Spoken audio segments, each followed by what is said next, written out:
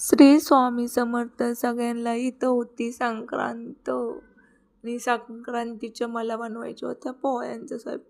पहिलं तर म्हणलं भाज्यांचं पीठ नाही का भिजत घालून द्यावं. त्याच्यासाठी कांदा वगैरे कापून ठेवला आणि लगेचच इथं ना पीठ मळून घेत होते. आणि इथं दुसरं लगेचच ना सूट विलायची असलं ठेचून घेत होते. म्हणलं ते पण ठेचून वगैरे घ्यावं. आणि दुसरी पण पोळ्यांचा स्वयंपाक असले की किती कामं असतात. लगेच आमटीला फोडणी द्यायला घेत होते.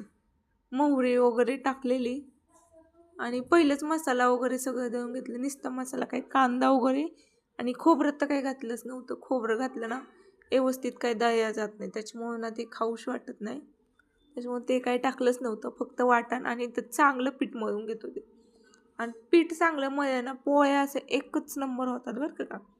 खूप अशा छान लागतात. आणि इथं लगी पीठ भिजून झालं म्हणून लगेच भजी बनवायला घेतलेली.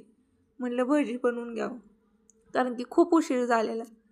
आमचे बोललेले तू रोज कामाला जातीस तर मग स्वयंपाक कोण बनव. आणि तिळगुळ घ्यायला या छोट्या छोट्या मुली एवढे साडी वगैरे घालून आलेले ना मला खूप असं आवडलेलं त्यांचं. कारण की माझी लहानपणीची संक्रांत अशीच असायची. आणि इथं लगेच मी पोळ्या वगैरे बनवत होते. म्हणलं पोळ्या वगैरे बनवून भेटूया नेक्स्ट